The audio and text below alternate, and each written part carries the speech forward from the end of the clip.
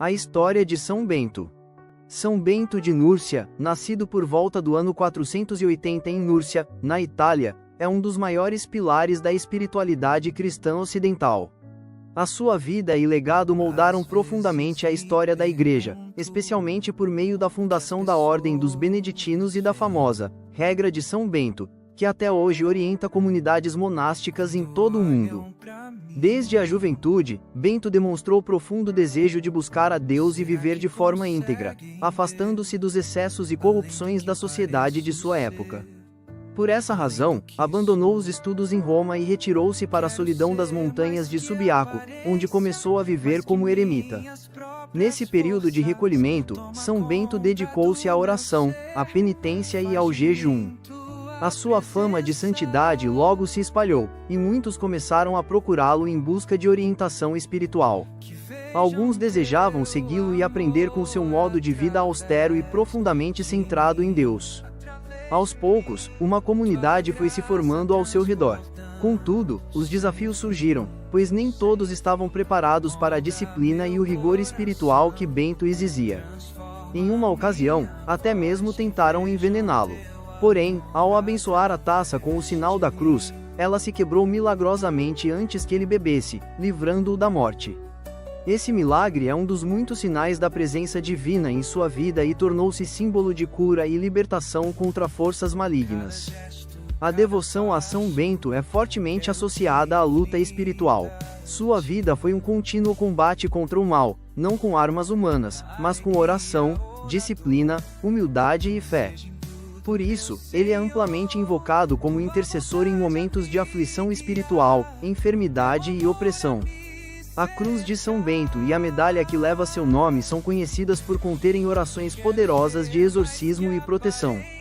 Essas devoções não se baseiam em superstição, mas na fé viva na intercessão dos santos e na autoridade de Cristo sobre todo o mal. O santo não apenas buscava sua própria santificação, mas também desejava conduzir outros no caminho da cura e da libertação interior.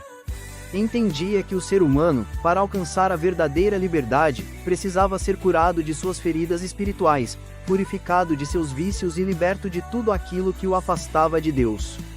Por isso, a sua regra monástica combina elementos práticos da vida comunitária com um profundo chamado à conversão interior.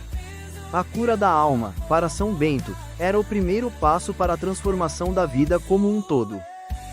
Com o passar do tempo, São Bento estabeleceu 12 pequenos mosteiros em Subiaco, cada um com 12 monges. Posteriormente, fundou o grande mosteiro de Monte Cassino, que se tornaria o berço do monaquismo ocidental. Ali, compôs a famosa Regra de São Bento, um conjunto de preceitos que harmoniza oração, trabalho e vida comunitária. A regra é marcada pela moderação, equilíbrio e sabedoria espiritual. Ela propõe um itinerário de crescimento pessoal e espiritual baseado na escuta da palavra de Deus, na obediência, no silêncio, no serviço mútuo e na constante conversão do coração. A influência de São Bento na história da Igreja é imensa.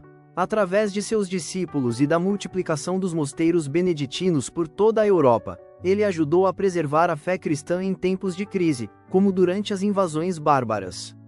Os monges beneditinos tornaram-se centros de evangelização, cultura e caridade, oferecendo não apenas alimento espiritual, mas também apoio material e intelectual às populações locais. Assim, São Bento tornou-se não apenas pai dos monges do Ocidente, mas também defensor da civilização cristã.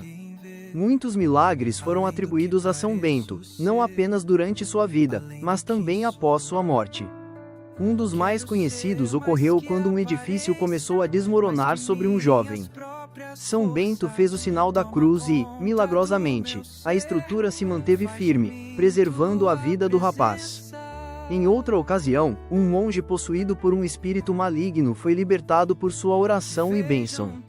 Esses episódios reforçaram a associação do santo com a cura e a libertação espiritual, e a sua reputação como homem de Deus se espalhou por todo o mundo cristão.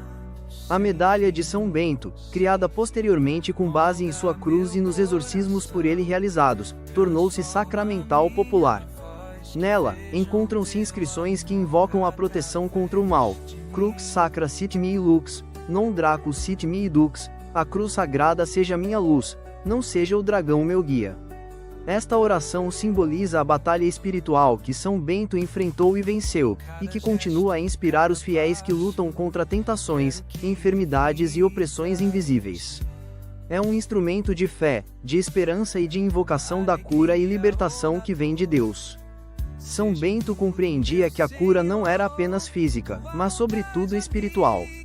Em sua vida e ministério, buscava ajudar as almas a se libertarem do pecado, da ignorância e das trevas interiores. Para ele, a verdadeira saúde era aquela que permitia ao ser humano viver plenamente a vontade de Deus. A oração constante, a vivência dos sacramentos e a renúncia ao egoísmo eram os caminhos para essa libertação profunda que renova o ser humano por inteiro. A espiritualidade beneditina, baseada nos ensinamentos de São Bento, valoriza a busca de Deus acima de todas as coisas. No centro dessa espiritualidade está a máxima ora et labora, reza e trabalha, que resume de forma simples, porém profunda, o caminho da santidade. A oração é o eixo que sustenta a vida monástica, enquanto o trabalho é visto como participação na obra criadora de Deus e expressão concreta da caridade. Este equilíbrio é essencial para o crescimento interior e para a vivência plena da fé cristã. São Bento ensinava que o monge deveria viver com o coração vigilante e em constante conversão. A luta espiritual era uma realidade diária, e somente com humildade, disciplina e confiança na graça de Deus seria possível vencer. A sua regra aponta continuamente para a necessidade de vencer os vícios, cultivar as virtudes e viver em paz com os irmãos. Esta dimensão comunitária era fundamental, pois acreditava que a caridade fraterna era o sinal mais claro da presença de Deus em uma comunidade. A vida de São Bento nos ensina que a cura e a libertação não ocorrem de forma mágica ou instantânea, mas são frutos de um processo contínuo de abertura ao Espírito Santo. A cada dia, o cristão é chamado a abandonar os pesos que o afastam de Deus e a permitir que Cristo transforme seu interior. Este processo exige perseverança, paciência e fé, qualidades que São Bento cultivou ao longo de toda a sua existência.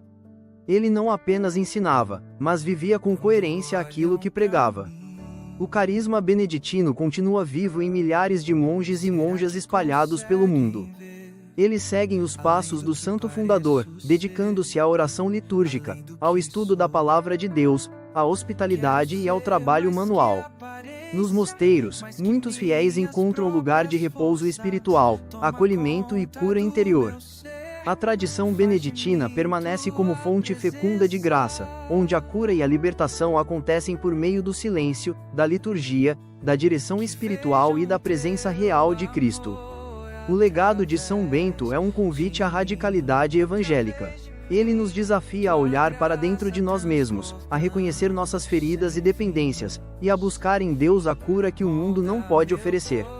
A sua vida é uma resposta concreta ao chamado de Jesus: "Vinde a mim todos vós que estáis cansados e sobrecarregados, e eu vos aliviarei." Com São Bento, aprendemos que esse alívio não é ausência de luta, mas a certeza de que Deus caminha conosco e nos sustenta com sua graça. Ao contemplar os últimos anos de São Bento, percebemos um homem completamente unido a Deus. Relatos dos seus discípulos indicam que sua morte foi serena e santa, ocorrida em pé, diante do altar, com as mãos elevadas ao céu. Assim como viveu, morreu em oração. A sua partida foi vista como um sinal de sua comunhão plena com o Senhor. Após sua morte, muitos continuaram a visitar seus restos mortais e relataram curas, graças e libertações obtidas por sua intercessão. O mosteiro de Monte Cassino tornou-se um centro de peregrinação e devoção, reforçando ainda mais a fé do povo cristão em sua santidade. Até hoje, São Bento é amplamente invocado em situações de aflição espiritual, enfermidade e perigo. Sua medalha é usada por milhões de fiéis como sinal de proteção contra o mal, e sua imagem figura em igrejas, lares e hospitais. As orações beneditinas, especialmente aquelas ligadas à libertação, são utilizadas em exorcismos e bênçãos por padres e leigos autorizados. São instrumentos de fé viva, não de superstição, e apontam para o poder salvador de Jesus Cristo que age por meio da intercessão dos santos. A devoção a São Bento é um testemunho do poder de Deus que se manifesta na vida dos que se entregam totalmente a Ele. Os seus milagres, a sua sabedoria, a sua luta espiritual e o seu exemplo de caridade são luz para os cristãos de todos os tempos. Ele nos ensina que a cura e a libertação não são apenas dons extraordinários, mas também realidades acessíveis a todos que se dispõem a viver em comunhão com Cristo e a trilhar o caminho da conversão. Sua vida mostra que o mal não tem a última palavra e que a luz da fé é capaz de dissipar as trevas mais densas. Neste tempo em que tantos sofrem com doenças físicas, angústias emocionais e opressões espirituais, a figura de São Bento ressurge como sinal de esperança. Ele nos ensina a buscar a cura que vem do alto e a confiar na força da oração. A sua medalha, sua regra e sua intercessão continuam a ser instrumentos preciosos para todos aqueles que desejam experimentar a verdadeira liberdade dos filhos de Deus. Não se trata apenas de tradição antiga, mas de uma espiritualidade viva e eficaz. Que São Bento continue a interceder por todos os que o invocam com fé. Que por sua poderosa intercessão, muitos encontrem cura e libertação, não apenas do corpo, mas da alma. E que seu exemplo de vida entregue a Deus inspire as novas gerações a viverem com fidelidade, coragem e confiança. São Bento, pai dos monges e defensor da fé, rogai por nós.